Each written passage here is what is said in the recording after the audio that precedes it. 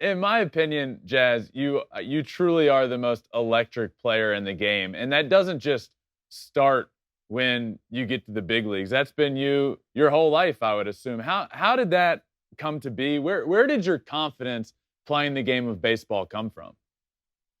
I'm not gonna lie. So it was just this one instance. So I had someone ask me a question. Uh, it's almost exactly the same as this, but the question was, when did you realize like you were the best? Mhm. Right? And I was like, dang, like nobody asked me like what moment gave me that thing. So this is my first time actually saying it in front of people. So it was this one practice. It was our national team practice. I was 10 years old, Mhm. 9 years old, or 10 years old. And we were playing against the older team, the 12-year-olds. Me and Lucius were on the same team at the same time. But our coach was pitching because he threw harder than the other guys. Mhm. So, and I hit a homer and I stood there and just watched him. Like, I just hit a homer. It was like my first, like, no doubt homer. Like, it's not like he's lobbing it, but like he's actually pitching. And I hit it like being over the house in right field. And I stood there and pimped it. And after that moment, bro, it was just through the roof.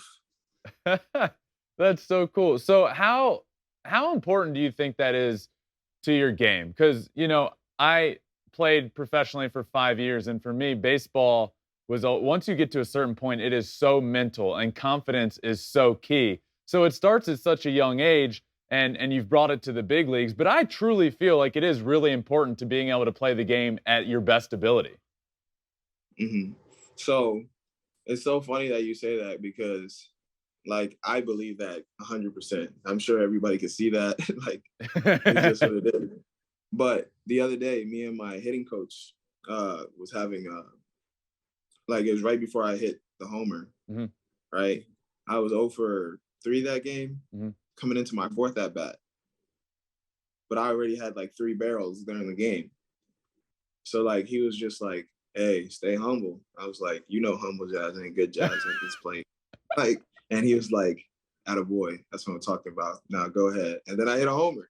So he was just So it making was sure just your like, mindset was in the right place. He was saying stay humble, and you needed the answer of no, no, Jazz don't nah. stay humble. Yeah, like he was just like, "Atta boy, stay just like that." And then I hit a homer. So it's just like, Has there been anyone along the way for you? Because you said it started at a young age, 9, 10 years old, and now you're in the big leagues doing that. Has there been anybody along the way that's tried to like tone you down? Be like, hey, this we the game isn't played like this. That kind of vibe. I mean, I'm not gonna lie to you. It happened in my 2019 year Hmm. after, because that was the year I think I was number one prospect after that year. I hit like 470 in the fall league, something like that. Right? Yeah, bro.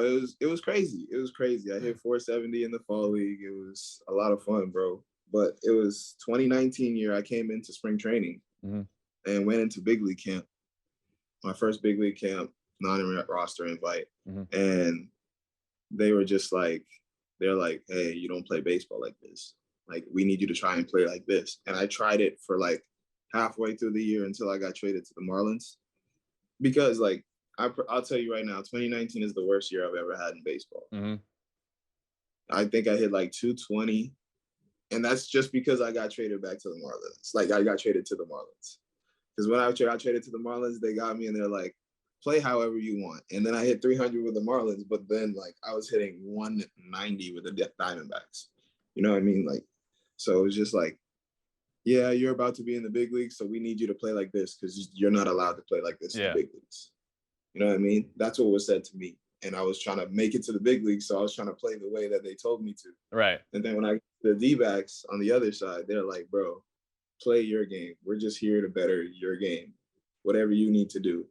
I was like, "Say less." And then I hit 300, and then I hit 300 and got that 180 to 220 with a month left in the season. Like I was already 300 at bats deep, You got to let Jazz be Jazz. man. So then you end up, obviously you get traded, you have that big year, you end up making the big leagues. And then I mean, at a pretty young age, man, it was really fun to see. Did you have like a welcome to the big leagues moment? Did something happen or you're like, oh man, I'm in the big leagues now? Honestly, that home run the other night. That was my welcome to the big leagues moment for me. Like, before then, I haven't felt like how, like, CC explains it. Like, he played in New York. He was like, bro, the big leagues was such like a movie for me. Like, every time I stepped out there, the flashing lights, bro, it felt like a movie. You know what I mean? Like, and I feel like that's how the majors should be to everybody, because it's the major leagues. You know, you don't ever get to get there. Like, it's not by chance you get there most times. Like, you got to really be good and play this game and be the best at this game to be up here. So, like, it's like an unbelievable moment every time you step on the field. So, like, for me, that moment was the other night. When I hit that homer, all I saw was flashes. Like, I blacked out. And I was like, wow. Like, I just actually did that. And that was my first, like, real, like, welcome to the majors moment for myself in my eyes. So you've been in the big leagues for 2 years, and that home run the other night is what made you finally say, you know what? I belong here. I'm a big leaguer. I see all the lights. Let's go. Yeah. Thanks for watching. If you love flipping bats, swinging 3-0, or just talking ball, join us. Call us at 213-537-9339 with your questions. We have a weekly guest, and we have a lot of fun, so hit that subscribe button.